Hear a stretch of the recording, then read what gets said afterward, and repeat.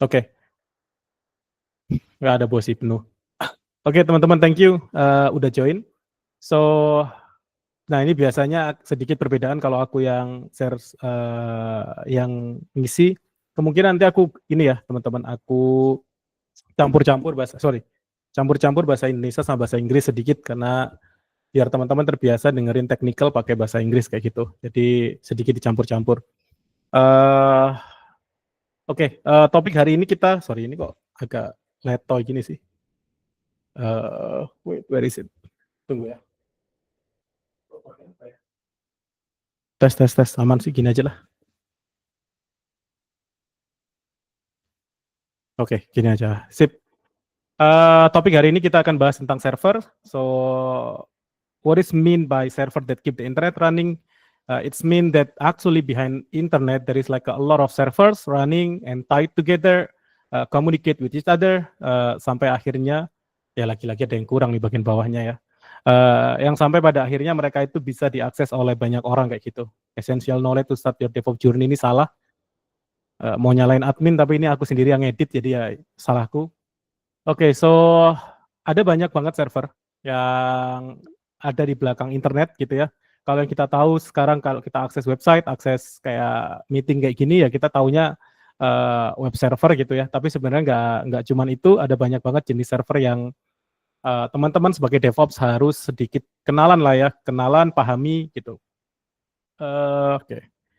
Mungkin untuk beberapa yang belum kenal, atau mungkin udah banyak yang kenal, karena udah sering join di sesi sebelumnya, aku kenalan sedikit, tapi aku cepetin ya, set, nah udah kan ya, set, udah kenal harusnya teman-teman.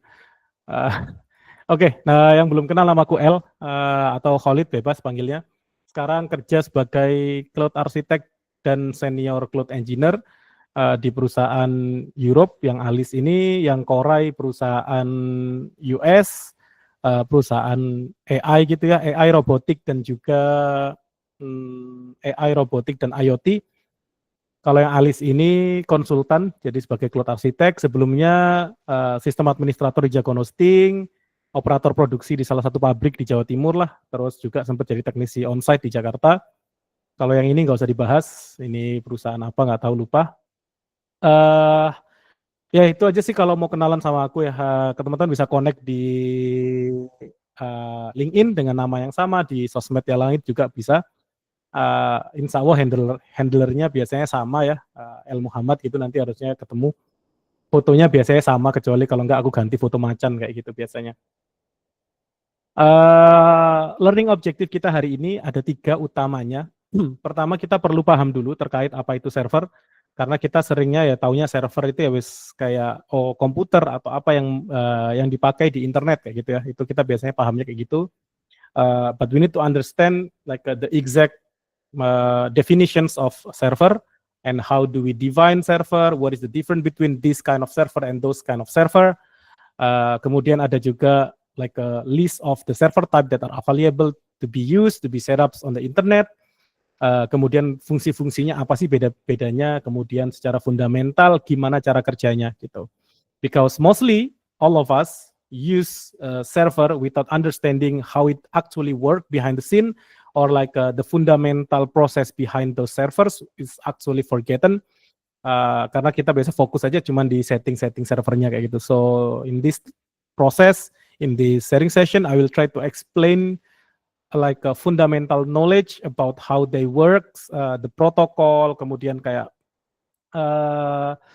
komunikasi dalam servernya kayak gimana, itu nanti yang akan kita jelaskan gitu. Karena ekspektasinya adalah kalau teman-teman nanti ditanya gimana caranya web server bekerja, teman-teman bukan menjelaskan kayak, oh teman-teman tinggal install Nginx, konfigurasi virtual host, nggak kayak gitu. Tapi teman-teman bisa jelaskan apa yang terjadi ketika ada web server di dalam, terus kita komunikasi dengan web server, itu ada proses apa yang terjadi di sana kayak gitu. Kemudian memahami sedikit tentang tren yang sekarang lagi berjalan ya terkait server and how it affect the features, how it affect your work maybe.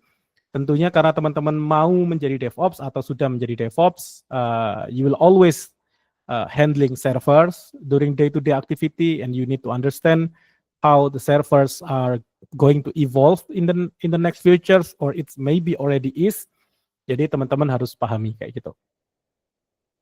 Okay, so before like moving on with the slide of like introducing the servers, I have a questions for you, just like a checkpoint supaya tahu teman-teman sampai mana knowledge-nya. Where is my? Okay, the question is sebenarnya apa sih server? Kalau teman-teman dengar kata server, apa yang teman-teman bayangkan? Ada yang bisa jelasin? Mau bebas, mau diketik, mau open mic? Apa itu server? Pelayan. Wah, ini kebiasaan dilayani Mas Ibnu ini. Apa ya, teman-teman? Ada yang mau menjelaskan apa itu server? Selain artinya, artinya pelayan, benar. Tapi apa sih definisi server dari yang teman-teman pahami? Peladen. Ini masih bahasa lain doang, Mas. Mas Maulid mah bisa aja. Ada yang mau coba jelasin teman-teman? Ya pasti banyak yang udah paham lah harusnya. Mas Dede, apa itu server Mas Dede? Mana ya Mas Dede? Tiba-tiba mute. Oke. Ini tadi penjelasan Mas Ibnu ya, yang paling masuk pelayan sama peladen. Dari Mas Maulid ini mas sama aja, beda bahasa doang. So yes, actually server are like ya server. Server itu ya server kayak pelayan yang kalau kita lagi di restoran kita minta apa, servernya itu yang pelayannya yang akan ngasih ke kita. Ya, secara simple server itu kayak gitu, tapi nanti tentunya ada banyak jenisnya. So let me introduce you to servers.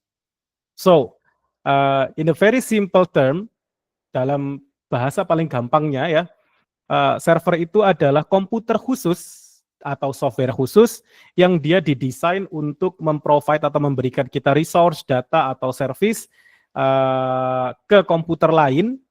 Oke, ini harusnya komputer lain yang disebut sebagai klien melalui network. Jadi komponen utamanya ada 3, komputer atau server itu sendiri, ini ya server itu sendiri, network tempat di mana komunikasi berlangsung, jembatan komunikasi antara server dan klien, kemudian device yang melakukan request, bisa jadi klien sih bentuknya mobile, PC ataupun apapun, bisa jadi server lain itu menjadi klien kayak gitu. So if you were asked of what is server, server is like a specialized computer or software that deliver informations like data, resources over the network to the client. Jadi kayak gitu. Itu simpelnya.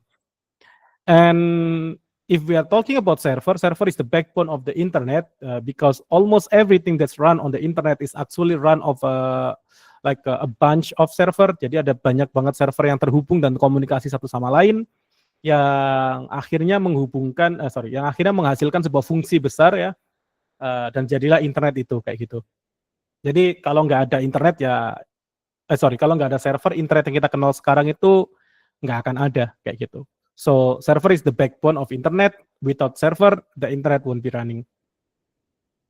Nah, server sendiri kalau kita mau simplify, ini sebenarnya simplify banget ya. We can split it into hardware and software server. Hardware tentunya adalah fisik ya, tentunya adalah barang-barang yang bisa kita sentuh. Maka di sini bentuknya adalah physical mesin yang kita desain untuk handle kerjaan selama 24 jam per 7 alias dia selalu aktif.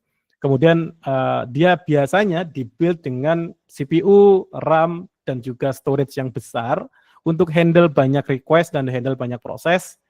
Kemudian contohnya adalah rack mounted server, blade server, dan tower server. Nggak tahu, teman-teman di sini ada yang familiar gambar pertama ini rack mount, blade, atau tower? Ada yang familiar sama ini? Itu kan ada 3 gambar ya. Apa itu Mas? Oke, yang pertama tower ya kalau kata Mas Joko. Iyalah, Mas Joko harus paham ini. Kalau enggak, wah bahaya ini. Oke, yang pertama itu tower. Kenapa disebut tower? Karena bentuknya berdiri. Jadi servernya berdiri kayak tower.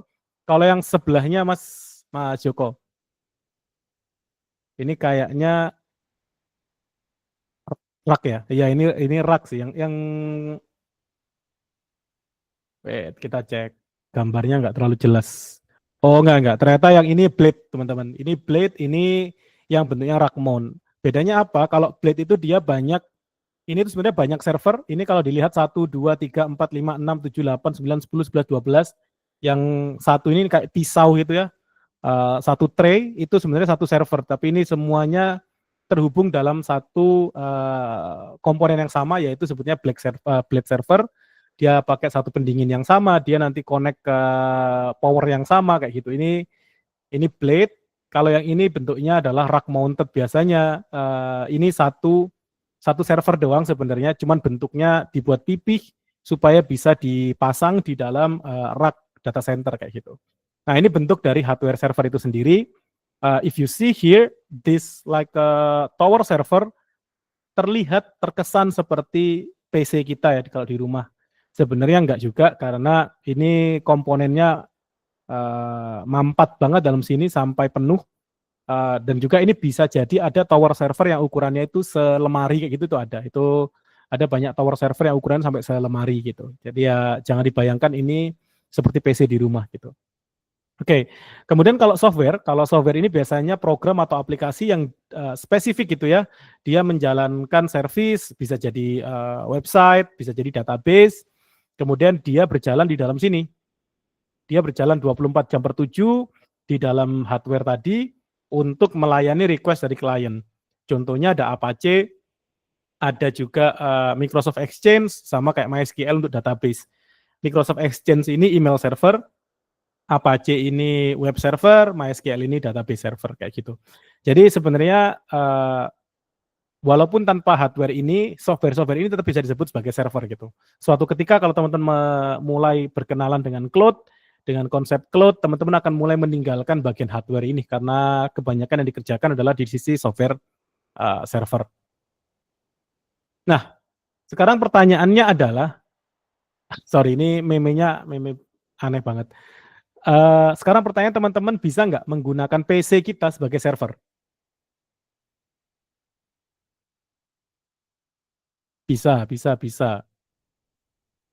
Kenapa bisa? Sebenarnya apa dengan server kalau gitu? Kalau PC bisa dijadikan server, kenapa nggak PC kita yang ditaruh data center? Apa yang membedakan PC kita sama server yang khusus gitu? Mas Ibnu coba open mic Mas Ibnu. Kenapa Mas Ibnu?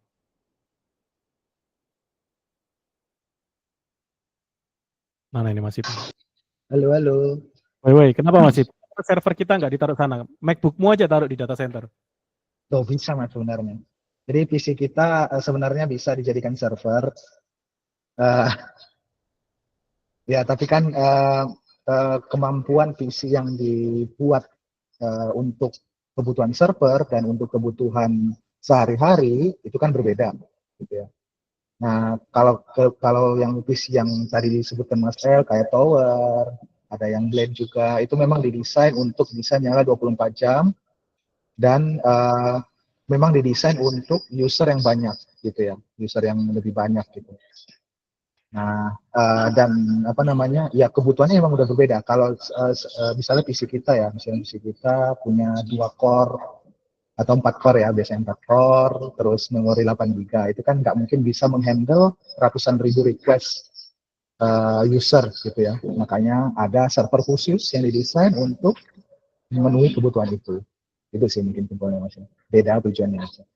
Mantap, siap. Jadi ini sebenarnya jawabannya udah dijawab teman-teman yang lainnya. Jadi salah satu problem utama aja lah resource, itu nomor satu, resource dari PC kita itu biasanya nggak sebesar resource di data center, kecuali teman-teman memang bikin kayak monster PC gitu ya, yang pakai 128 GB RAM, terus punya GPU dan lain-lain, mau bikin server di rumah juga bisa. Endurance-nya juga ya, daya tahannya mungkin berbeda kalau pakai laptop, tapi kalau PC mungkin mirip-mirip aja kayak data center. Sama tentunya masalah electricity ya, kalau di rumah kan kita nggak bisa menjamin menjamin listriknya nyala terus. Itu kenapa biasanya kita sewa data center kayak gitu. Sebenarnya laptop yang baru ya, laptop game, kemudian MacBook yang terbaru atau kayak MacBook mini gitu ya, atau Mac mini itu sebenarnya bisa dibikin server. Jadi kalau teman-teman butuh server, butuh VM gitu ya, mau mainan untuk apapun, mau bikin home lab dan lain-lain, instead of beli server dipasang data center, mending pakai laptop sendiri aja, itu bisa. Jadi sebenarnya your PC can be server as long as it like Karena server itu berjalan 24 jam per 7 ya, makanya di gambar ini jangan ditutup gitu, biar PC-nya nggak mati. Karena kalau mati nggak bisa disebut sebagai server kayak gitu. Jadi server kan ekspektasinya nyala 24 jam per 7. Oke, I think that's all on the introductions of server, karena konsepnya gampang banget untuk dipahami. Server itu apapun ya, hardware apapun yang di sana dia melayani request dari orang selama 24 jam per 7 menggunakan network ya, over the network, maka dia bisa disebut sebagai server kayak gitu. Nah, next yang perlu kita pelajari adalah the order of the servers. Kalau Phoenix kan punya Harry Potter ya. Jadi the order of the servers ini apa aja sih server-server yang banyak digunakan kalau di internet, dan apa aja yang apa ya perlu kita pelajari sebagai seorang DevOps kayak gitu. Oke, let's go with this opening scene. Jadi sebenarnya ada banyak banget ya. There are tens or hundreds of server types available right now on the internet if you search. Tapi sekarang pertanyaanku adalah apa server type yang 3 yang paling populer atau paling well known lah. Kira-kira apa teman-teman? Kalau nyebutin server, apa yang paling umum? 3 paling populer yang teman-teman pahami atau pernah dengar? Web, database, mungkin Mas Erik, JBoss. Apa JBoss itu masih? Jenis server itu mah aplikasinya. Jenis servernya apa Mas? Cloud server dari Mas Wendy. Ada lagi? Mas Ibnu, JBoss ini apa Mas? Sebenarnya benar Mas, cuman JBoss ini kategorinya apa? Ya kan aplikasinya. On-premise, on-premise and cloud like lebih ke lokasi ya, public. Oke.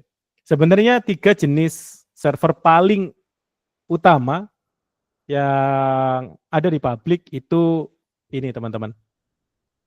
Ini paling sering dipakai, hampir enggak. Kalau udah ada website, biasanya pasti pakai 3 server ini. Server pertama adalah web server ya, kemudian application server, sama database. Jadi ketika teman-teman akses sebuah website ya, before they can load your website, sebenarnya ada sebuah proses di sini namanya HTTP request dan respon. Kemudian web servernya akan mengarahkan request teman-teman ke application server. Dari application server nanti kalau butuh dynamic content, butuh data, dia akan manggil ke database. Ini adalah 3 komponen paling populer kalau kita nyebutin di era sekarang ya, hampir semuanya pakai gitu. Ini yang paling, kalau ngomong paling populer gitu. Udah, gimana cara kerjanya 3 ini? Ya, let's explain one by one. Sebenarnya disebutkan Mas Ibnu tadi, JBoss itu maksudnya di application server ini. Okay, so for web server, it's a system that handle incoming HTTP request. Fokusnya di sini ya. Biasanya web server pakainya HTTP request, walaupun nggak selalu, ada juga yang nggak. Tapi yang paling populer adalah HTTP request from a clients. Kemudian dia akan memberikan dan menampilkan web page atau mungkin replay dalam bentuk JSON atau apapun ya. Kemudian dia juga bisa mendeliver static content, bisa juga bekerja sebagai reserve proxy atau forward proxy untuk ke dalam application gitu. Jadi secara gambar nanti gampangnya web server itu kayak tadi ini ya. Dia tugas utamanya adalah menerima HTTP request, kemudian dia mengirimkan ulang ke application server. Ini prosesnya disebut sebagai bisa jadi forward proxy, bisa jadi reserve proxy, nanti tergantung konfigurasinya. Nanti dijelaskan juga apa itu forward dan reserve proxy gitu. Jadi ini tugasnya simple, dia mendeliver ini. Gitu. Untuk key feature-nya tentunya dia menghandle HTTP tadi, dia bantu untuk SSL dan TLS. Kalau mau secure connections, biasanya HTTPS ya, HTTPS itu pakai secure connection. Kemudian dia bisa serve static and dynamic content, dia juga bisa load balance, kemudian reverse proxy capability untuk dia tadi ya, jadi seorang reverse proxy di depan dari application server. Yang paling umum digunakan sekarang ini adalah Apache, ini paling umum biasanya kalau pakai Linux, installnya Apache 2 gitu ya contohnya. Itu Apache HTTP server, biasanya dia fleksibel banget dan dia support banyak modul, kenapa dia salah satu yang paling populer. Kemudian ada Nginx, ini dia cocok banget karena ringan ya, sebenarnya dia lebih ringan, jadi dia high performance banget. Kenapa? Biasanya kalau di Kubernetes dan lain-lain ini yang disarankan pakai Nginx kayak gitu. Kemudian kalau pakainya Windows-based applications, bisa teman-teman pakai Microsoft IIS gitu. Ini example, ini berarti bukan keseluruhan, ini contoh aja. Nanti teman-teman bisa explore salah satu. Jadi jangan explore 3-3-nya, aku rasa itu waste of time. If you want to learn about web server, just put one where you are comfortable. Kalau biasa pakai Windows Server, just try with the IIS. And if you're comfortable with Linux, then just try to use Apache or like Apache. I don't know how to spell that, or the Nginx, which is, I believe, quite easy, open source, and you can use it anywhere in your laptop also. So yeah, web server bisa dipelajari di rumah kapan aja. Aku rasa nggak perlu teman-teman punya server untuk belajar tentang web server ini. Kita nggak masuk dalam ya ke konfigurasi. Kita topik hari ini adalah mengenali apa aja list server itu. So you won't go too deep in each server. Nanti mungkin ada sesi selanjutnya. Sesi minggu depan tuh akan menjelaskan tentang web server, demo tentang instalasi web server, setting front end dan back end application ke database juga. Itu nanti minggu depan hari Rabu, jadi yang sekarang kita cukup untuk memahami apa itu server-servernya aja. Okay, so the next server that I want to introduce you is the application server, which is Mas Ibnu mentioned before. GBOS is one of that. So application server is more of a software that are running behind the web server. It's a applications player that serve directly from biasanya, sorry, let me go back into the diagram. So it's usually run behind web server, but it can also directly accessible from the clients. Kalau kita mau kasih akses, sebenarnya klien bisa langsung hit ke application server ini. Karena application server ini dia sudah punya port yang listen, ya, dia sudah punya port yang listening, yang mendengarkan atau yang bisa menerima request kayak gitu. So the difference between web server and application server is that web server cannot run without application server or cannot run without any web content. Sedangkan application server ini bisa running walaupun tanpa web server. Itu aja bedanya utamanya. Jadi teman-teman nggak harus punya web server untuk bisa jalani application server. Bisa langsung, kalau teman-teman punya VM, mungkin di cloud atau punya komputer di lokal, teman-teman install application server, langsung akses IP dari application servernya harusnya bisa. Gitu. Web server ini hanya nanti memudahkan proses kita HTTP request dan responnya, terus manage routing dan semacamnya. Terus kalau punya banyak domain dan lain-lain untuk route matching itu lebih enak pakai web server. Okay, so the key feature of course is process request with a business logic. Kemudian dia tentunya lebih ke sisi aplikasi, makanya ada business logic. Kemudian it can also handle the authentication and session mechanism on your applications. Kalau ada proses login dan semacamnya itu biasanya terjadi di dalam sini. Kemudian dia juga bisa communicate with like external APIs, dan kayak API dari public itu ya yang kita perlukan di aplikasi. It can also communicate with the databases. It supports scalability and also distributed processing. So you can process it anywhere, not in a single server. Jadi nanti bisa didistribute ke multiple server atau multiple compute gitu. Salah satu bentuk contohnya adalah yang paling familiar dan umum sekarang itu adalah Node.js. Teman-teman nanti bisa kayak jalanin pakai Node gitu ya, Node run atau pakai npm install, npm run, pakai Node package manager gitu untuk menjalankan application servernya tanpa tanpa adanya web server. Nanti teman-teman bisa langsung akses. Ada Tomcat untuk Java based application, ada Java Spring Boot ya biasanya. Untuk Java microservice, ada Django untuk Python, banyak sebenarnya, ada Flux, ada Fast API, dan semacamnya yang bisa running tanpa adanya web server kayak gitu. Ini contoh-contoh simple aja, sebenarnya banyak banget kalau teman-teman nanti dalami gitu. Komponen terakhir yang paling populer adalah database server.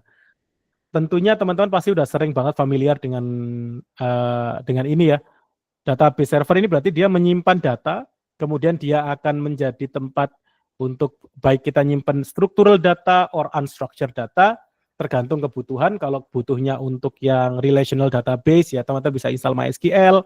Kalau non-relational dan juga unstructured data bisa install kayak MongoDB dan semacamnya. Jadi database ini nggak terlimit di application logic gitu. Dia bisa sesimpel, kalau kita mau kasar, Google Spreadsheet itu bisa disebut sebagai database server. Kalau kita mau jadikan dia sebagai backend dari data kita juga bisa simpan di beberapa tempat kayak file atau apapun, itu bisa jadi database server. Jadi database server itu secara gamblang artinya adalah server yang bertugas untuk menyimpan data kita ya dalam bentuk struktur maupun unstructured, relational maupun non-relational database kayak gitu. Itu dia bisa disebut sebagai database server. Cuman seringkalinya kalau non-relational database, dalam artian tidak berhubungan satu sama lain, itu nanti lebih masuk ke storage server, bukan database server. Jadi lebih ke penyimpanan aja. Karena dia tidak related satu sama lain, biasanya nggak bisa di-query. Tapi kalau ada related, dia walaupun unstructured, itu masih bisa disebut sebagai database server. Gitu ya. Kemudian ada contoh utamanya adalah MySQL, Postgre, kemudian MongoDB, MongoDB, kemudian juga ada Microsoft SQL Server. Ini yang untuk versi Windows-nya. Nah, ini ada sedikit pertanyaan tadi ya. Kalau kayak MQTT itu kategori ke web atau application server.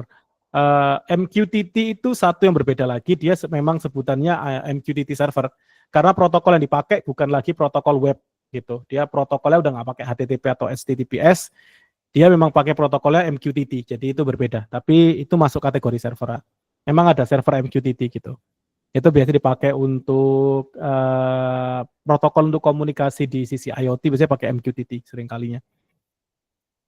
Tapi ya kalau kita mau kasar, dibilang application server, ya possible gitu. Cuma kalau kita emang running dia di salah satu aplikasi, kayak contohnya nggak usah MQTT ya, kita bahas pakai kayak PubSub atau kayak Kafka gitu.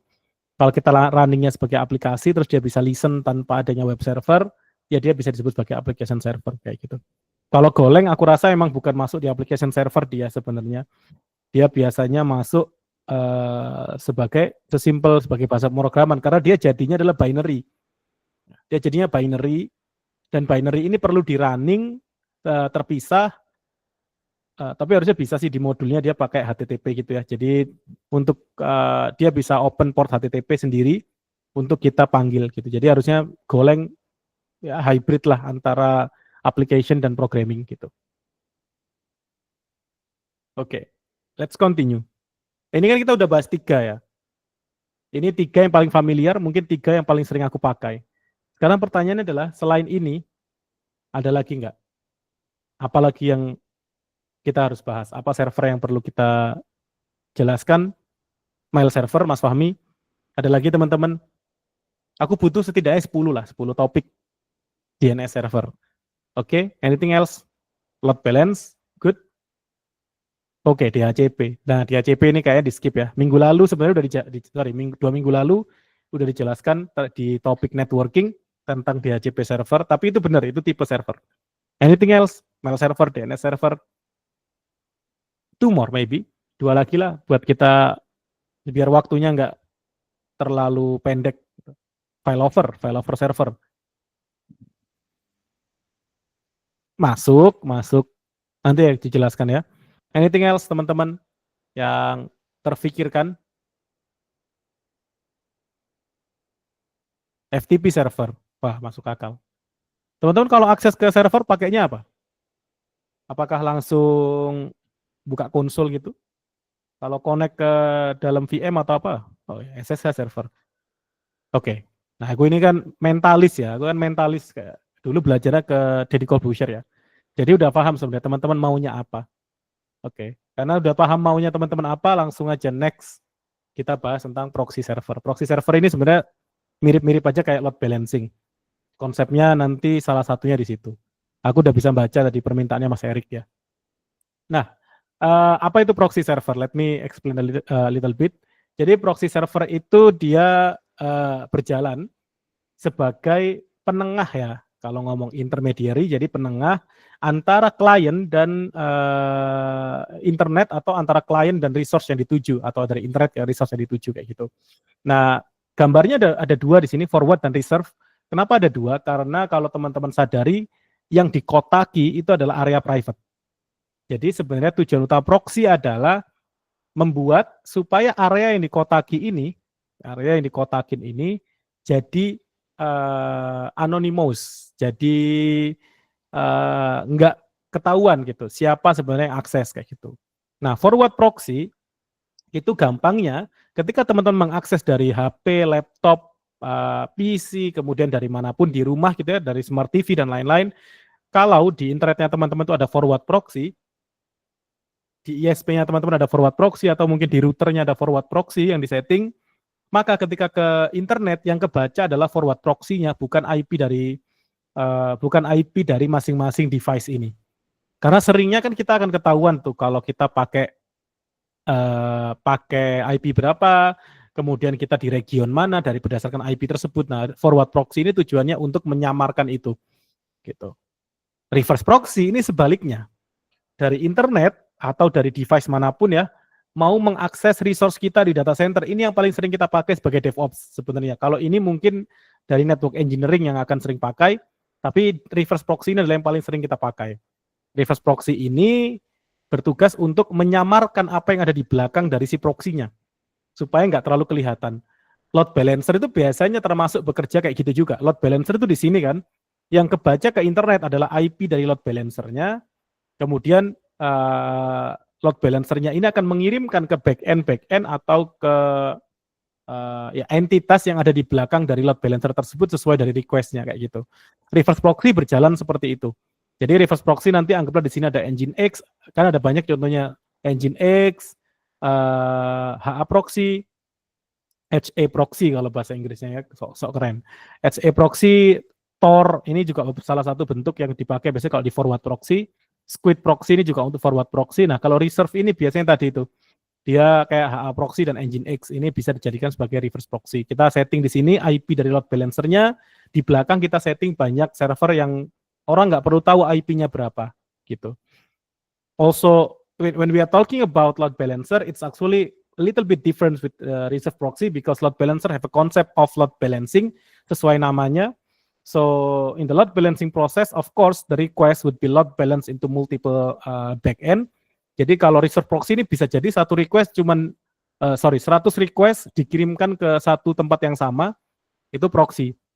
Tapi kalau load balancer bisa jadi dipecah-pecah sesuai dengan metode atau sesuai dengan algoritma yang dipasang di dalam load balancer tersebut. Tapi aku secara personal menggabungkan proxy dan load balancer itu. Aku selalu menganggapnya mirip-mirip aja. Memang ada fitur-fitur tambahan. Karena HA proxy ini juga bisa jadi load balancer sebenarnya di depan kayak gitu. So the difference between reserve proxy and load balancer is that when you having load balancer, then you need to set up the algorithm of like distributing the connections, either to use like a round robin, list connections, IP hash, weighted round robin, or anything that you want based on the request, based on the requirement gitu. Jadi ini adalah contoh dari proxy server. Udah posisi web application server pasti di belakang proxy server ini kah? No, the answer is no. So it's like it's depend on your requirement. Ada banyak kok perusahaan-perusahaan yang secara langsung mengekspos web servernya tanpa ada proxy. Itu banyak. Salah satunya Cortex kemarin yang jadi isu karena dia nggak pakai CDN katanya karena nggak pakai nggak boleh ketawa nanti jadi isu. Nanti dibilang tech bro yang nggak nampak tanah. Ya maksudku adalah sebenarnya banyak kok perusahaan-perusahaan yang websitenya itu di-expose langsung web servernya tanpa ada proxy. Tapi best practice-nya adalah web server atau application server harusnya berada di belakang reverse proxy. Bahkan, best practice lebih baiknya kalau punya security level yang mau diketatin, reserve proxy ini harusnya ada posisi yang, harusnya berbeda network bahkan. Kenapa ini ada kotak yang digambarkan di sini ya? Ini kalau kita di cloud, ini mungkin adalah VPC yang berbeda dengan reserve proxy-nya. Jadi ini nanti mainannya kayak DMZ atau demilitary zone gitu. Jadi area ini accessible from internet, area ini sama sekali nggak accessible dari internet. Hanya bisa diakses internally by reserve proxy-nya. Itu ke best practice-nya kalau pakai reserve proxy. Mau di-expose ke internet ya boleh aja. Tapi semua orang bisa langsung nge-hit database. Ini kan bahaya ya. Yang logonya kayak gini, koin bertumpuk, ini sebenarnya database, teman-teman. Jadi kalau ada kayak gini, jangan dikira ini es krim atau permen ya, ini database. Gitu. Oke, tadi baca-baca lagi permintaannya. Tadi Mas Erik udah, load balancer. Oke, ada Mas Nazir Ali Fahmi ya. Lagi-lagi karena saya ini sempat belajar ke Deddy Corbuzier sebelum dia jadi, sorry skip aja ya. Sebelum dia jadi staff sus ya. aku akan menjelaskan tentang email server yang diminta oleh Mas Fahmi. Oke, email server ini juga salah satu bentuk dari server, karena tadi ya, dia 24 jam, kita sebagai user bisa request ke dia untuk ngirim email ke si A, si B, si C, kapan aja. Tapi seringkali kita itu cuma paham, kalau ngirim email ya kita punya tujuan, terus itu langsung dikirim. But it's not that simple. Actually, it's not that simple. In the process of sending email, receiving email, there is like a two different type of mail server that work together. Jadi sebenarnya email server itu terbagi dua. Jadi ada forward, ada receiving email sama sending email itu nanti beda. Jadi outgoing dan incomingnya berbeda. Biasanya outgoing itu protokolnya pakai SMTP, kalau incoming dia pakai IMAP dan POP3. Dulu pas waktu masih di Jakon Hosting, aku hafal semua portnya ya. Kalau IMAP POP3 ini 993 dan 995, secure-nya SMTP ini di 25, 587, terus berapa ya, aku lupa, 465 kalau nggak salah. Itu portnya yang dipakai oleh email server dan incoming mail server, jadi berbeda. Cara kerjanya kayak gini, di gambar ini cukup menjelaskan ya. Kalau ini kita sebagai pengirim, kita pakai email klien bisa pakai Outlook yang di lokal, bisa pakai device HP yang ada sending emailnya, bisa pakai kayak gmail.com, itu termasuk email klien di mana kita bisa melakukan user interference dalam prosesnya, itu nanti disebut email klien. Kita mengirimkan mungkin kita akan kirim ke user @domain2 ya. Yang dilakukan oleh email klien kita adalah menghubungi SMTP server, menghubungi outgoing email. Outgoing email akan melakukan DNS query untuk mengetahui domain 2 ada di mana. Nah, nanti kita jelaskan tentang DNS query ini. Jadi SMTP server ini akan mencari domain 2 ada di mana, MX record-nya. MX ini mail exchange record ya. Jadi untuk setting email, setelah tahu maka dia akan mengirimkan. Nanti yang didapat adalah, harusnya yang didapat adalah domain MX server ini. Dia harusnya bentuknya adalah IP, yang didapat dari sini itu IP-nya si domain2.com MX server ini. Nah, nanti SMTP servernya akan melewati spam policy, ini biasanya internet ya, nanti ada public spam and policy regulator, yang biasanya menentukan email kalian ini ratingnya berapa, aman apa enggak, spam atau bukan, terus ini spoofing atau bukan, dan lain-lain itu diproses di spam and policy ini. Kalau udah nanti masuk ke dalam MX servernya si domain 2. Nah, kemudian si domain 2 ini sebelum masuk ke user inbox, biasanya usernya akan perlu untuk men-setting IMAP dan POP3 ke dalam server ini. Kalau teman-teman pakai gmail.com, itu nggak usah setting sebenarnya, karena by default otomatis dia pasti connect ke IMAP dan POP3-nya si google.com atau gmail.com itu sendiri. Jadi nggak perlu setting. Tapi kalau teman-teman pakai email klien kayak di lokal, itu teman-teman perlu setting IMAP dan POP3 supaya dapat receive email yang masuk ke dalam MX server teman-teman kayak gitu. Nah, proses ini sebenarnya sepanjang ini, tapi kita tahunya kan kirim, diterima, jadi kita kiranya satu arah kayak gini. Sebenarnya enggak, jadi ada banyak proses di dalamnya. Bahkan kalau kita pecah lagi di sini, ada banyak proses autentikasi, ada banyak proses verifikasi yang terjadi di dalamnya. Contohnya adalah Microsoft Exchange, Postfix, ini yang paling sering. Dulu pas masih SMK, orang tua ya, dulu pas waktu SMK aku dulu masih diajarinya Postfix ini. Terus kita email kliennya pakai Squirrel Mail, pakai Roundcube, terus ada Exim, juga sempat testing. Ini adalah yang kita bisa pakai di dalam Linux gitu, kalau kita mau setting sendiri. Sekarang udah banyak banget sebenarnya versi email yang bisa kita pakai. Aku lupa ada yang Mas Ibnu, kita sempat pakai email server itu apa ya Mas ya namanya dulu Mas Ibnu? Yang di Kube Mas Ibnu. Di Kube. Mail.ru ya? Aduh, Iya aku nggak sih? lupa namanya. Mail, Ya, ada open source-nya. Iya, mail.ru kalau nggak salah ya. Iya nggak sih? Ya, sebentar aku lihat dulu. Aku juga lupa, Mas. Nah, itu lebih open source sih teman-teman, dan lebih gampang karena udah bisa diinstal langsung aja tanpa perlu kayak kita setting banyak di Postfix dan Exim gitu. Oke. Ya, ini terkait yang mail server, terus tadi Mas Chandra juga mention tentang DNS server, sambil menunggu Mas Ibnu nyari ya tadi emailnya apa, soalnya itu enak aja pakainya, easy gitu. Nah selanjutnya adalah DNS server. Kita ada sesuai ya sama yang diminta Mas Chandra. So DNS server ini malah lebih ribet teman-teman, tapi kita nggak tahu sama sekali. Fun fact-nya adalah kalau teman-teman join di Alis, nah ini ada orang Alis nggak ya? Semoga nggak ada. Kalau teman-teman mau interview di Alis, nanti akan ditanya tentang DNS server ini. Jadi gimana caranya DNS server bekerja? Nah, Mailu Mas namanya. Ya, Melru ya Mas? Mailu. Oh, Mailu. Okay. Nah ini, nah teman-teman nanti kalau mau masuk ke Alis, biasanya bocorannya adalah ditanya tentang konsep DNS server. Gimana caranya teman-teman itu tahu ketika akses domain kayak google.com gitu ya, kenapa kita bisa langsung akses ke website Google dan muncul website di aplikasi kita atau di browser gitu. Sebenarnya yang terjadi itu panjang banget. Jadi DNS server ini secara gamblang menjelaskannya gampang ya sebenarnya. To simplify, DNS server can help you to translate public domain into a public IP yang disetting di domain tersebut gitu. Simpelnya kayak gitu.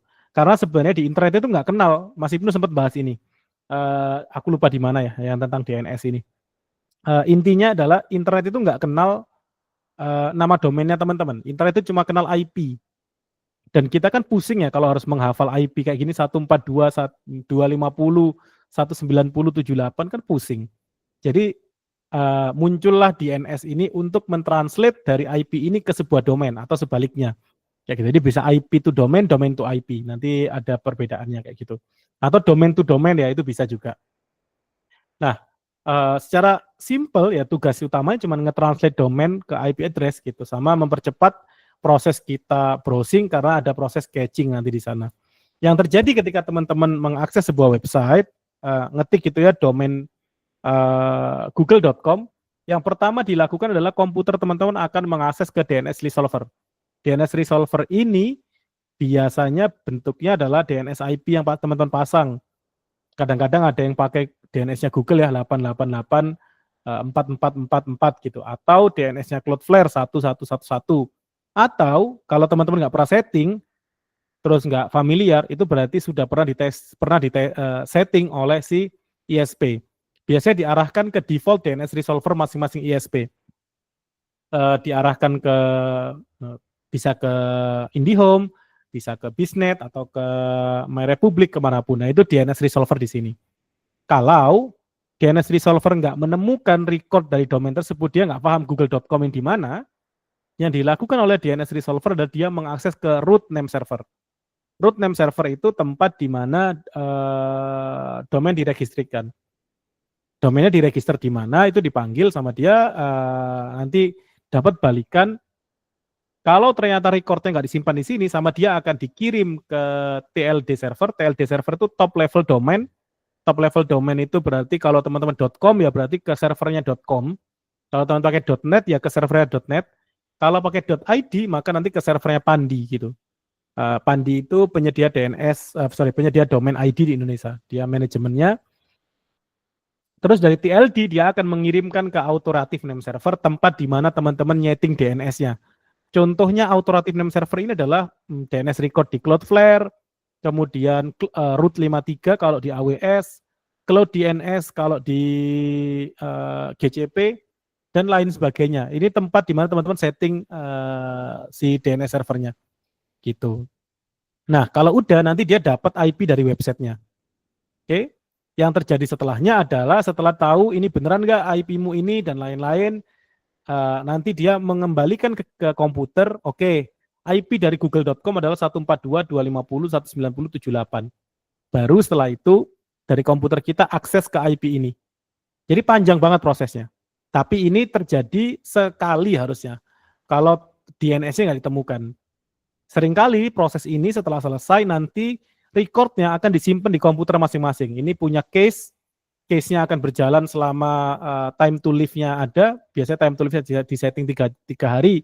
Ya berarti case-nya akan berlaku 3 hari. Nanti setelah 3 hari dia akan expired case-nya, baru dia akan melakukan DNS query ini lagi. Gitu.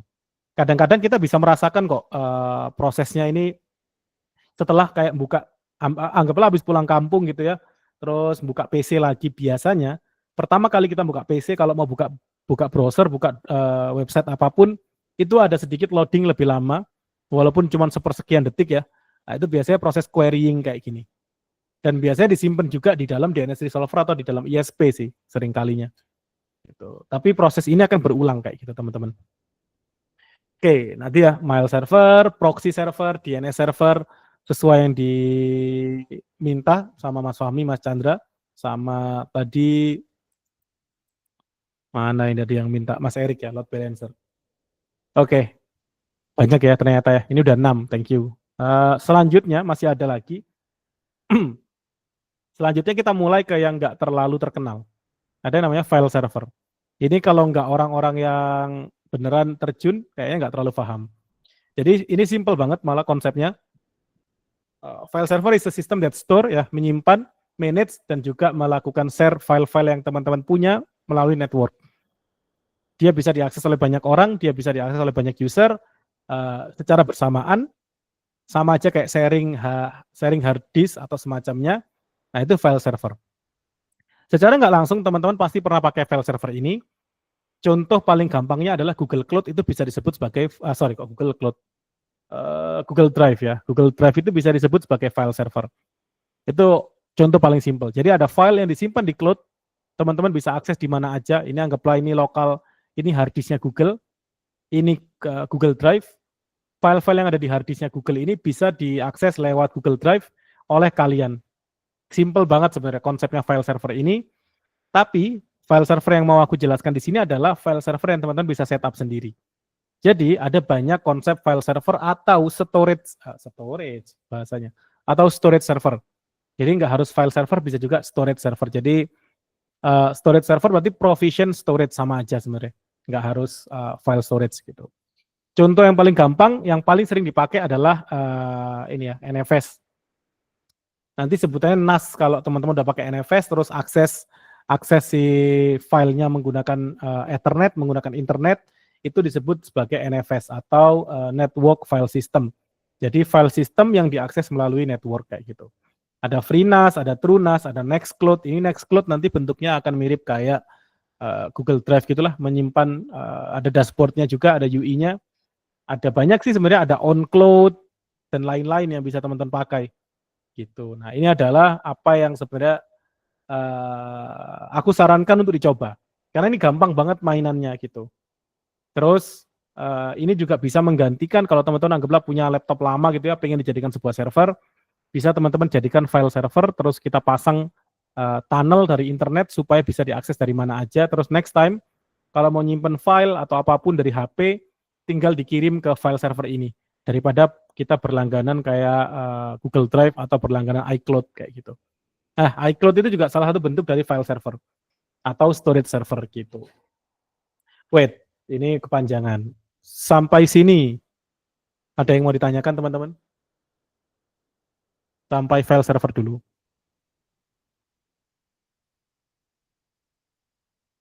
Teoritis banget ya, karena teoritis banget aku juga merasa harusnya nggak ada banyak pertanyaan. Besok lah, minggu depan pas waktu praktek pasti teman-teman ada banyak pertanyaan, karena minggu depan kita akan eksekusi yang 3 tadi ya, yang web server, application server, sama yang database. Oke, let me continue with the next. So the next one is time server. Nah, ini kita mungkin jarang dengar. Jadi sebenarnya time server ini adalah tools atau server yang aku rasa semua orang di grup ini, semua orang di sesi ini pasti pernah pakai. Di HP kalau teman-teman lihat, dia bisa cek sekarang jam berapa, otomatis sama teman-teman setting berdasarkan kayak time zone, berdasarkan koneksi ke dalam ISP atau apapun, itu sebenarnya semuanya berlangsung karena time server ini.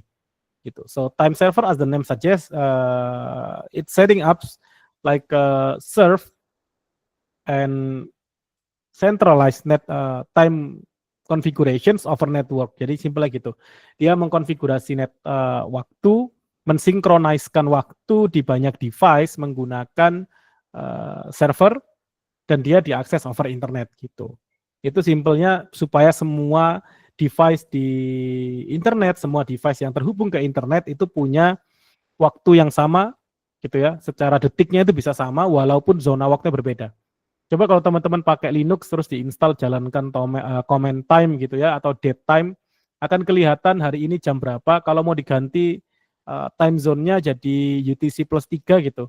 Detiknya biasanya masih akan sama, cuman beda jamnya doang. Nah, itu semua berjalan karena ada yang disebut dengan time server. Nah, time server ini sebenarnya ada mulai dari bentuk fisiknya. Nah, time server ini ada yang mulai bentuknya fisik ya. Kayak stratum 0 ini adalah yang di sini reference stratum 0 ini pakainya GPS satelit atau atomic clock. Ini nanti ada di NIST, itu salah satu atomic clock yang dia atomic clock yang dia menghitung waktu, detik dan lain-lain, dan ini menjadi acuan dari semua jam yang ada di dunia kayak gitu. Terus kemudian ini akan disinkronize, dia ada direct connect network ke stratum 1. Biasanya stratum 1 inilah yang kita komunikasikan kalau di PC, kalau di server. Kita bisa manggil NTP atau Network Time Protocol.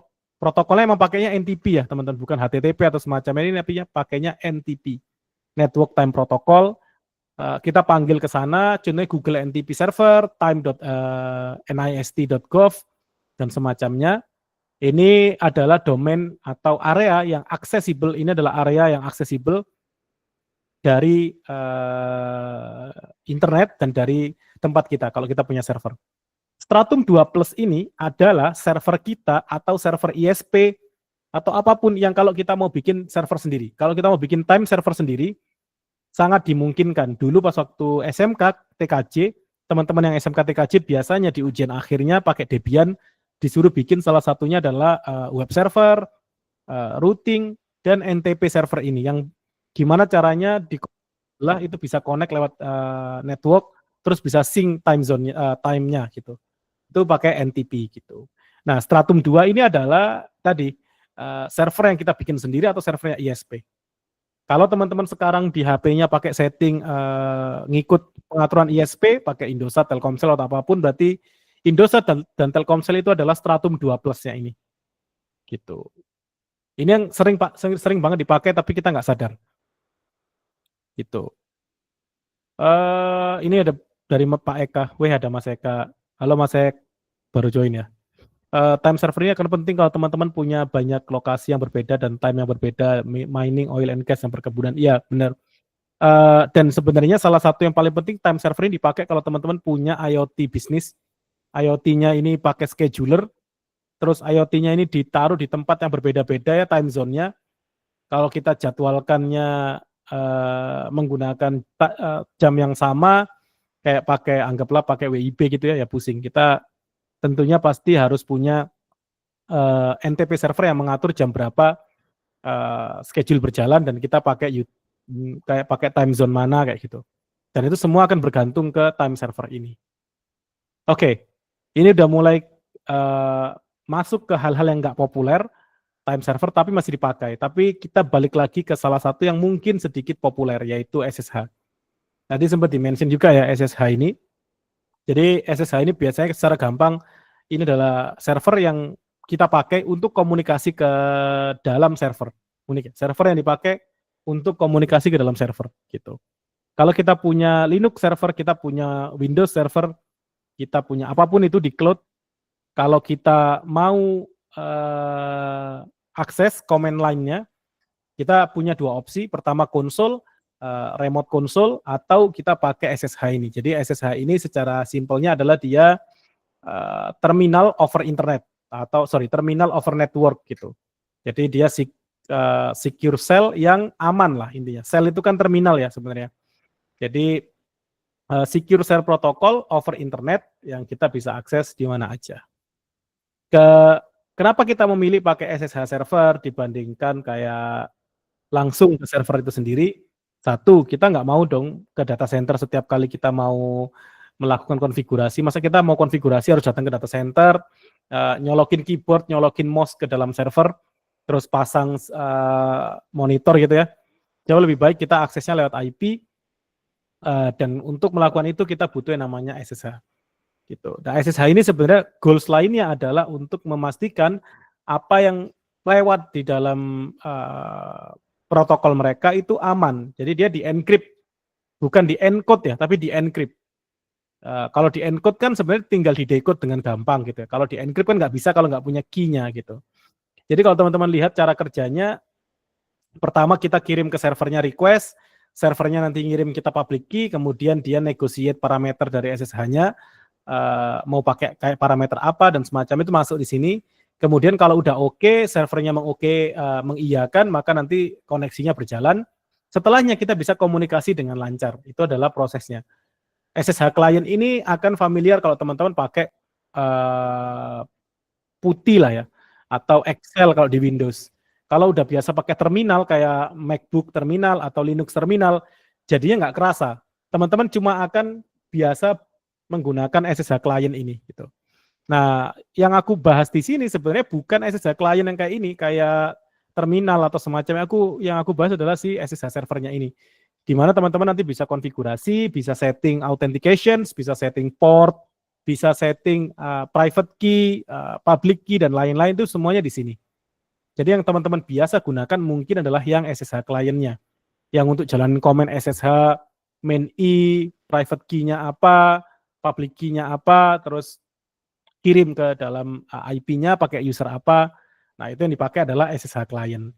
Nggak banyak sebenarnya yang sering menggunakan SSH server karena ketika zaman cloud lagi sebutannya. Ya karena aku besar pas waktu belajar DevOps sebelum cloud itu marak. Jadi dulu masih sering konfigurasi SSH server ini manual. Setiap setting VM baru itu harus setting SSH servernya sendiri. Kita bisa pakai OpenSSH, kita bisa pakai Dropbear, Bitwise, bisa pakai SolarWinds, atau kalau di Windows pakai Windows 32 OpenSSH. Gitu. Aku dulu sering banget pakai OpenSSH ini, konfigurasi dulu key-nya, bikin usernya, dan lain-lain. Ini takes time lah. Kalau sekarang kita bikin cloud, bikin VM, di dalam VM tersebut sudah ada SSH server ini. Jadi gampang banget. Oke, ini yang mungkin terakhir dari penjelasanku terkait server adalah list-list server yang nggak populer. Kita kan tahunya ya server itu ya kayak web server, database server, application server, tadi proxy, load balancer, FTP untuk kirim file transfer protokol ya, untuk kirim-kirim file, SSH barusan, email server, terus file server untuk kayak tadi nyimpan file dan semacamnya. DHCP server yang di network itu juga udah banyak yang melupakan. Time server udah banyak yang melupakan. Game server nggak banyak yang tahu karena sekarang game udah banyak yang over HTTP dan semacamnya. Jadi udah nggak banyak yang paham tentang game server. Apalagi beberapa hal yang di bawah ini. Kayaknya nggak banyak orang yang tahu. Ada fax server yang khusus untuk menerima request dari fax, handle trafficnya, handle rootnya. Ada syslog untuk konfigurasi sistem logging, ada print server sama kayak tadi, sama kayak si fax, tapi ini printer, nggak sesimpel kayak printer sharing ya. Ini memang untuk menghandle multiple printer dalam waktu bersamaan. Ada radius, ada IRC. Nah, Mas Eka pasti paham IRC ini apa, zamannya harusnya ya. Mas Fahmi juga, ini ada Mas Nazir Ali Fahmi, pasti zaman dulu IRC. Tapi sekarang udah nggak terlalu populer, karena di cloud, ya yang populer tiga-tiga yang beberapa yang di atas ini aja yang populer. Kita nggak banyak yang memahami yang di bawah sini. Gitu. Tapi ketika teman-teman menjadi DevOps, ini kalau aku ngomong bukan ultimatum ya, lebih ke mengingatkan, teman-teman nggak bisa melupakan hal-hal yang di bawah sini. Kenapa? Karena terbukti ketika teman-teman masuk ke sebuah industri khusus yang ternyata mereka membutuhkan ini, teman-teman nanti kesulitan. Aku pernah masuk sebagai konsultan di salah satu perusahaannya itu perusahaan APAR gitu ya, yang untuk kebakaran dan lain-lain gitu, itu APAR. Nah, mereka itu masih punya banyak syslog dan lain-lain server yang dipakai di server mereka. Ini jadinya butuh waktu untuk belajar gitu. Jadi teman-teman harus paham bahwasannya ada banyak tipe server, nggak cuma web server tadi. Jadi nggak ujuk-ujuk semua itu harus kita bikin aplikasi sendiri gitu ya, ngoding sendiri untuk manage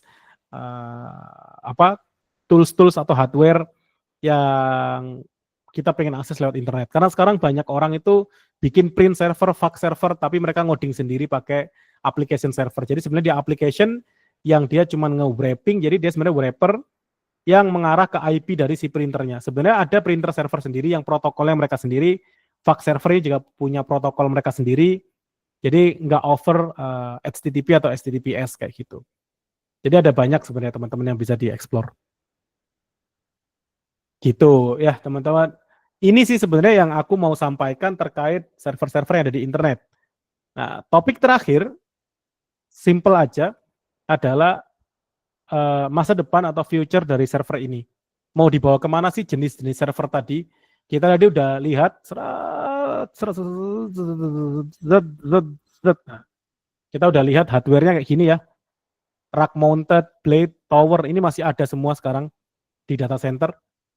Di dalam sini ada CPU, ada RAM, sekarang muncul yang namanya GPU kan ya kalau teman-teman tahu untuk kayak multi-thread processing, untuk like computer vision processing, untuk data mining, untuk data analitik dan lain-lain itu ada GPU sekarang. Nah, kedepannya itu ada apa aja sih sebenarnya? Maka kita perlu geser lagi ke belakang tadi. Tas. Ini satu slide aja, cuman buat apa ya, knowledge aja, bekal. Yang sekarang lagi booming adalah serverless computing. Ini mulai booming ketika adanya cloud. Jadi serverless computing ini simpelnya adalah teman-teman punya server, tapi teman-teman nggak usah manage secara physical, nggak usah manage secara virtual. Teman-teman nggak punya SSH ke server tersebut, teman-teman nggak punya konsol untuk masuk ke dalam server tersebut, teman-teman cuma tahu bahwasannya aplikasinya teman-teman berjalan di dalam server tersebut. Ini biasanya modelnya kayak si GCP Cloud Function, Cloud Run, kalau di GCP ada Cloud Run, di AWS ada Lambda, ada Azure Functions. Ini kita sebenarnya menumpang ya, kita numpang menjalankan server, menjalankan aplikasi di servernya Google, diatur oleh serverless protokolnya mereka. Kita cuman numpang aja, ini aplikasiku tolong jalankan. Tentunya ini biasanya lebih mahal ya, nggak mungkin lebih murah karena kita nggak manage sendiri, si providernya yang manage. Gitu. Ini namanya serverless computing. Selama teman-teman masih bisa akses SSH, masih bisa akses konsol untuk SSH-nya atau konsol terminalnya, biasanya belum bisa disebut sebagai serverless. Kubernetes itu serverless apa enggak? Kalau teman-teman pakai layanan Kubernetes ya kayak Google Kubernetes Engine, AKS, EKS, ECS, itu serverless nggak menurut teman-teman? Wait, aku sambil minum. Gimana Mas Nazir? Ini serverless nggak? Kalau GKE itu serverless nggak? GKE tidak. Kenapa nggak, Mas? Karena kita masih manage. Serverless kan berarti kan kita nggak manage sama sekali ya. Tidak ada servernya, atau kalau bahasa Indonesia kan serverless, server sedikit ya. Server sedikit ya. Enggak Pak.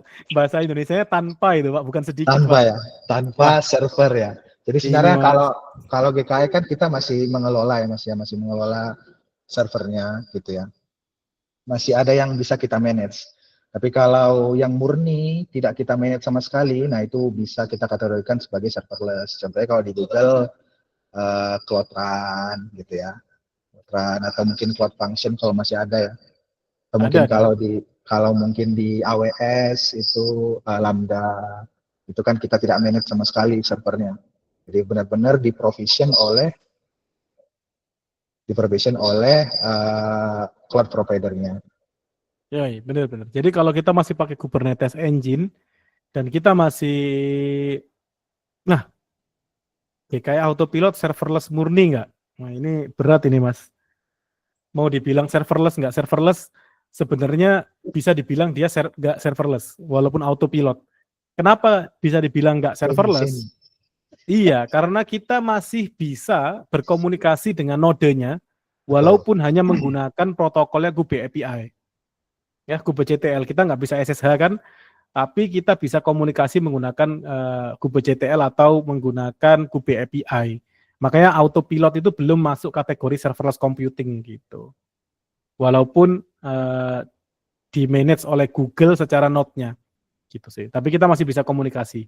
Nah, kalau Cloud Run, Lambda, Cloud Function, Azure Function, ini kita cuma bisa deploy aplikasinya, kita nggak bisa oprek-oprek apapun, kita nggak bisa lempar parameter sesuatu ke dalam nodenya gitu.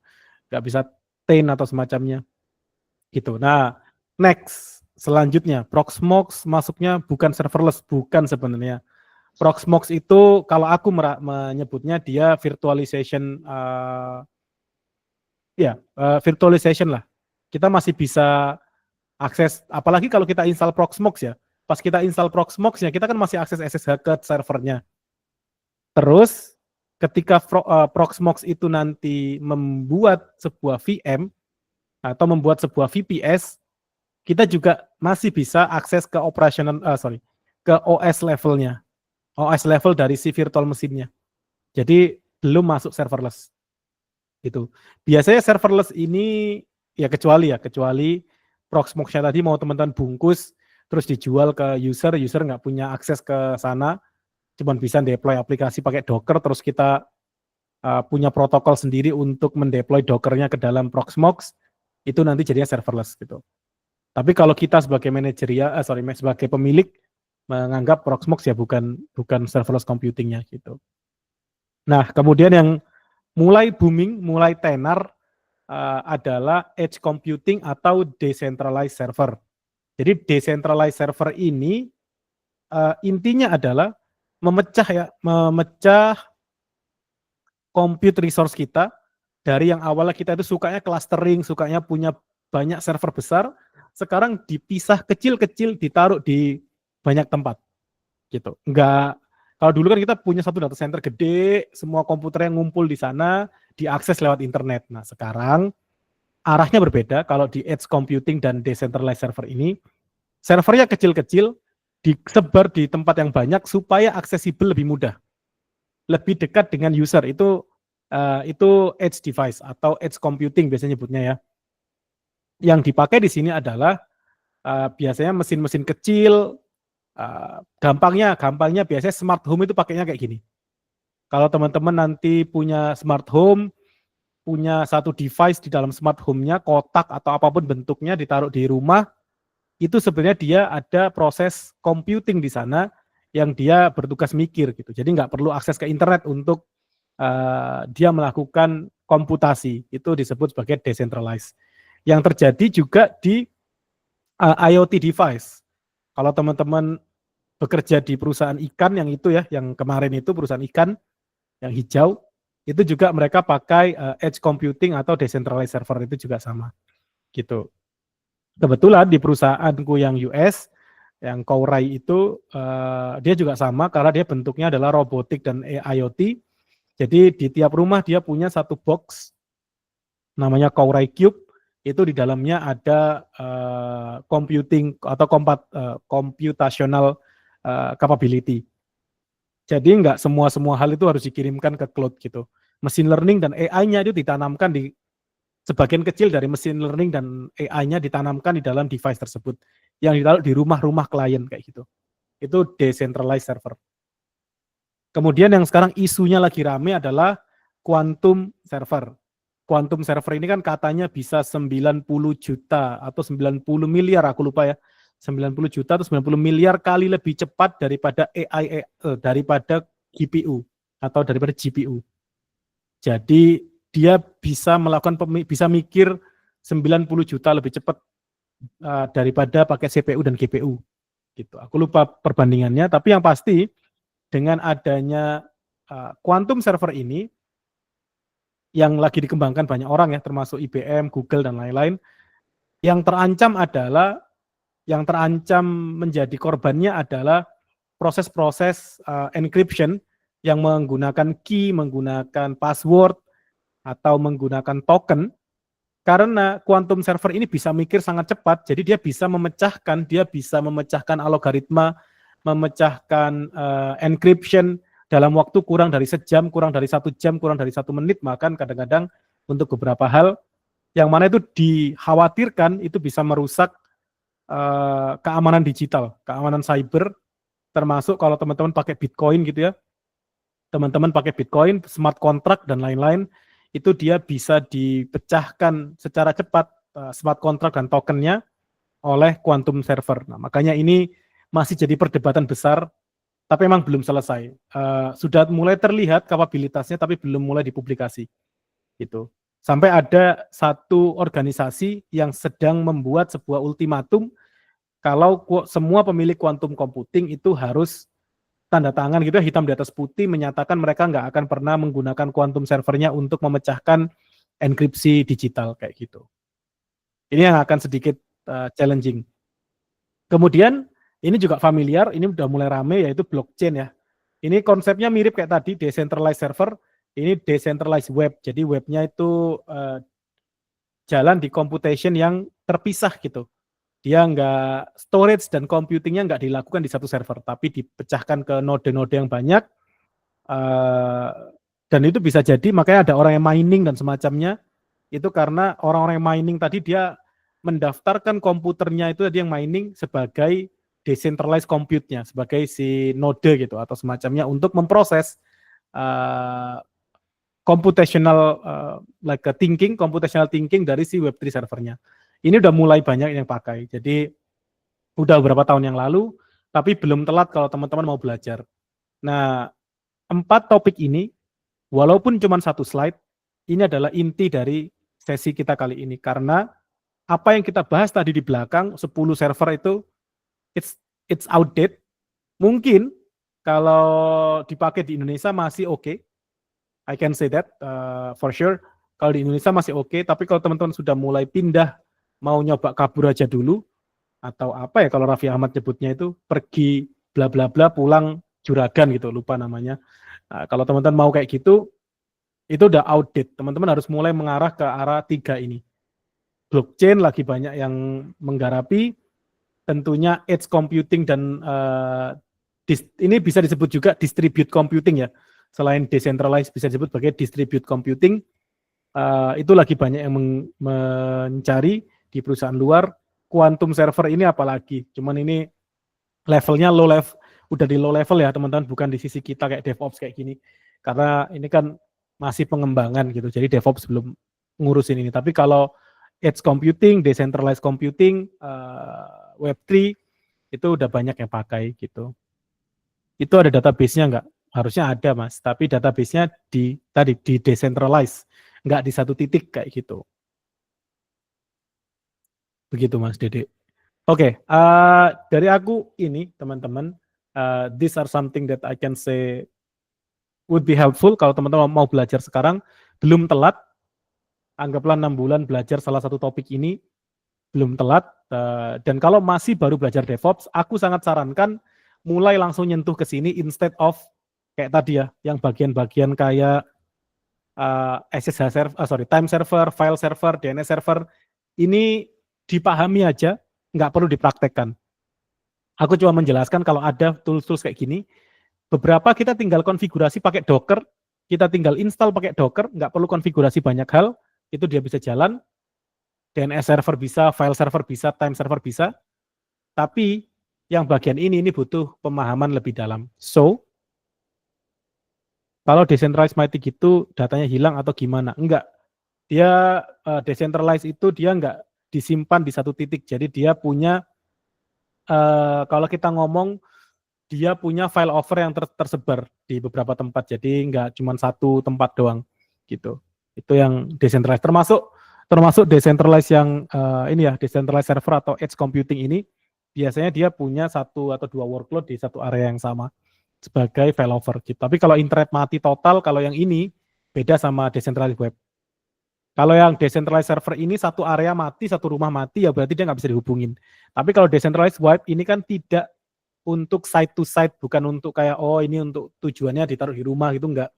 Tapi siapa aja bisa pasang, bisa node, bisa bikin node, bisa generate smart contract, bisa generate smart token, itu beda sama si decentralized server. decentralized sama kayak konsepnya torrent. Iya, sebenarnya konsep awalnya di torrent itu sih Mas. Itu malah konsep awalnya sebenarnya. Kalau kita sewa cloud kemungkinan besar decentralized kan enggak.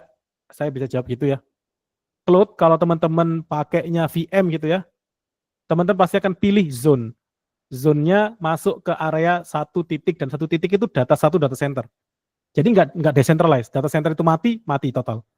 Terus dia nggak decentralized juga karena networknya cuma mungkin satu atau dua jalur.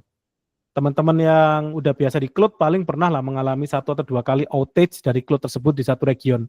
Kayak semua di Jakarta outage, semua di Singapura outage itu pernah. Gitu. Jadi sebenarnya belum sampai di level decentralized kalau yang di cloud gitu. Gitu. Oke, any other questions teman-teman? Kita punya 15 menit. Kalau mau dipanjangkan, kalau mau dipercepat juga nggak apa-apa. Aku sangat senang hati. Any other questions? Topik menarik Mas El, mungkin bisa sesi khusus Web3. Boleh. Nanti tentunya bukan aku yang isi karena salah satu blank area dalam knowledge-ku adalah Web3 sama IoT sebenarnya. Tapi sekarang karena lagi kerja di IoT, jadi ya mau nggak mau belajar. Cuman Web3 aku belum sama sekali belajar. Dulu sempat memahami konsepnya ya, secara infrastruktur gimana sih caranya kita uh, siapin node, kemudian ya protokol-protokolnya, tapi tetap nggak paham. Wifi direct, Wifi direct. Apa ini? Aku malah baru dengar.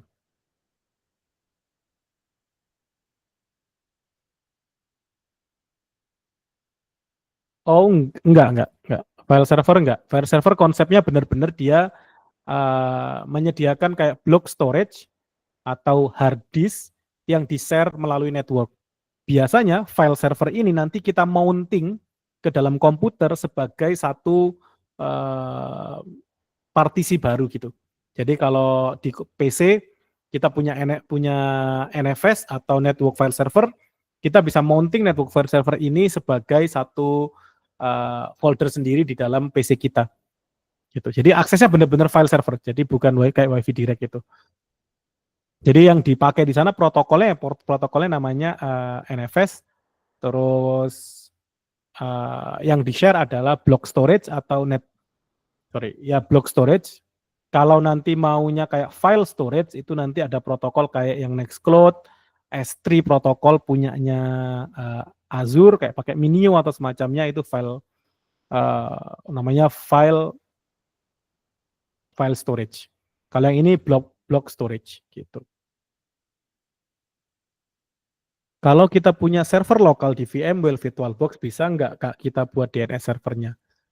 Ya bisa Mas, kan kita bisa pakai tadi, kalau mau jadi orang primitif kayak aku ya bikin aja manual pakai bin 9, primitif ya.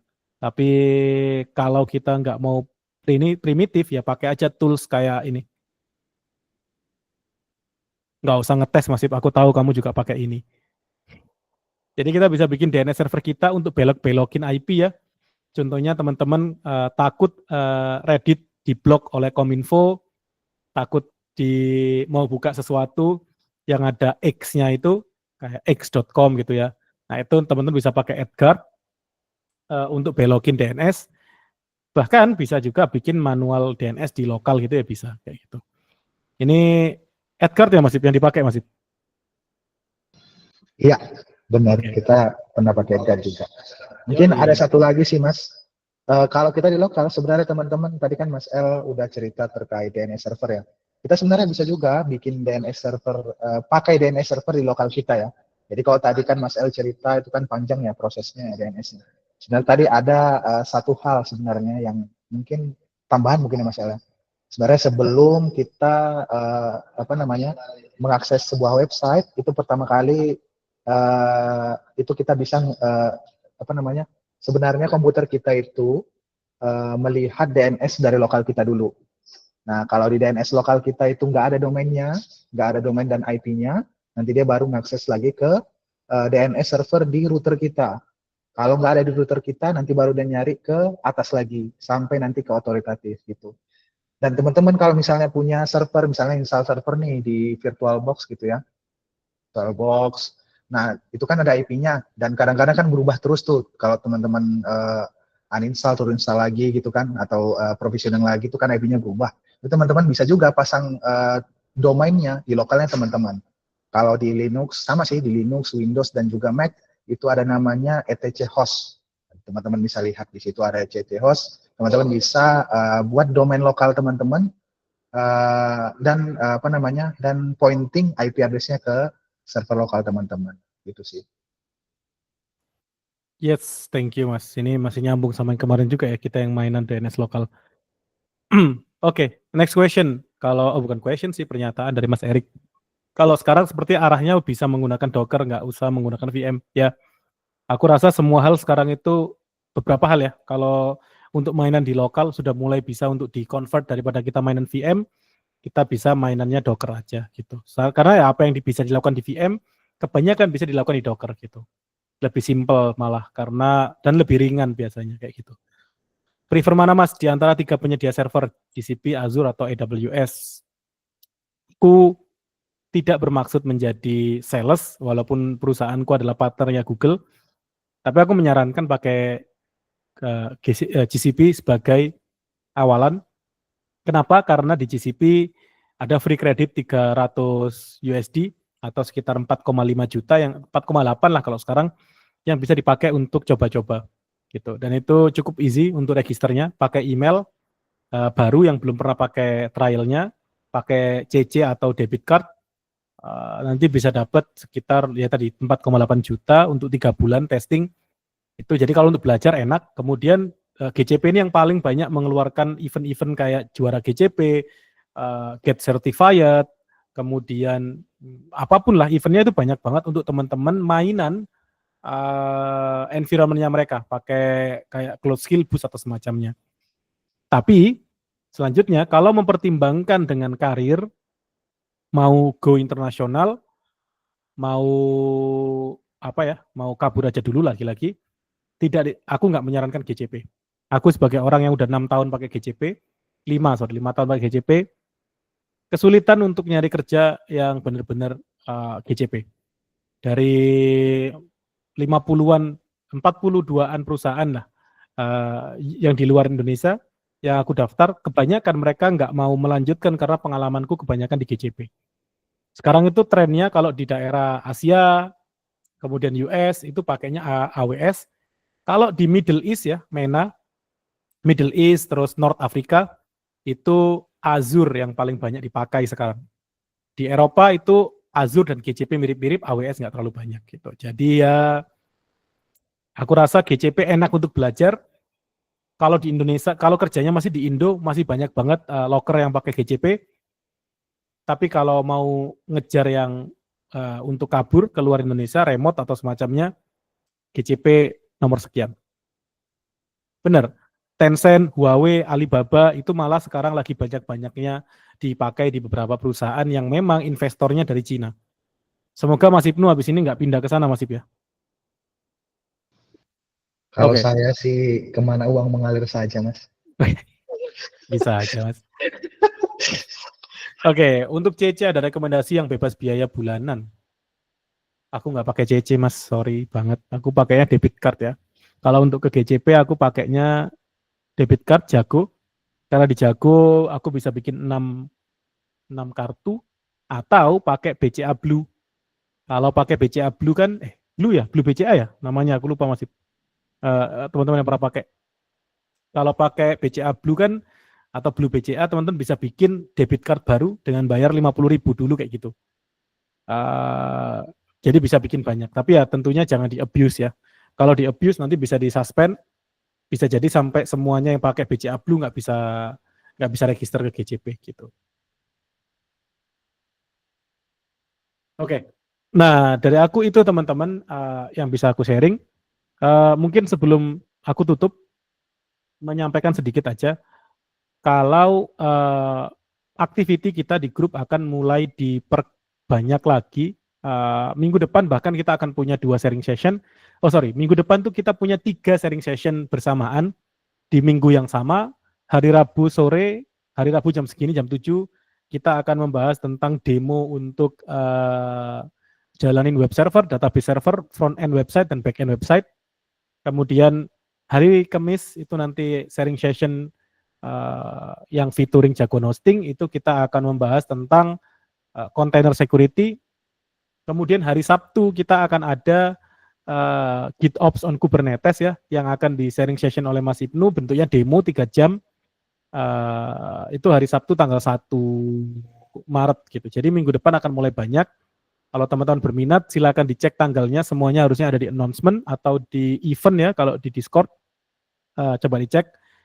Nah, mungkin info selanjutnya adalah karena kita makin banyak eventnya, makin banyak sponsor masuk, makin banyak event offline yang ditawarkan, aku akan membutuhkan volunteer. Kemarin sudah ada banyak yang volunteer, tapi itu datanya udah dari Desember.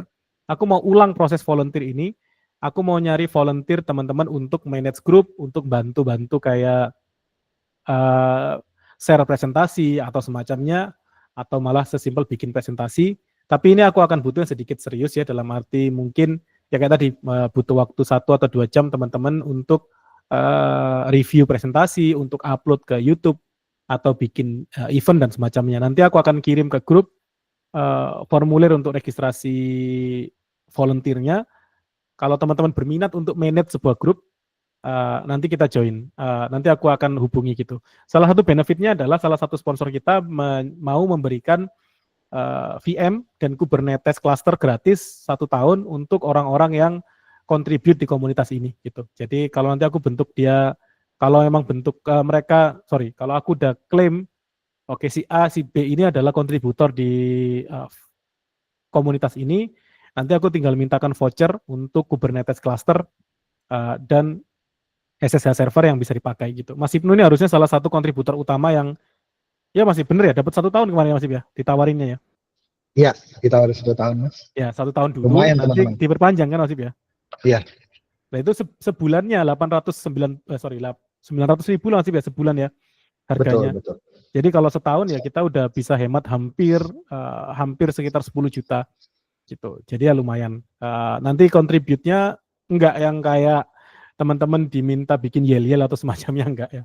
Kita cuma butuh orang-orang yang kayak bantu manage kayak gini, kalau ada meeting nanti bantu record, kemudian mungkin moderator kalau aku nggak berhalangan kayak gitu-gitu.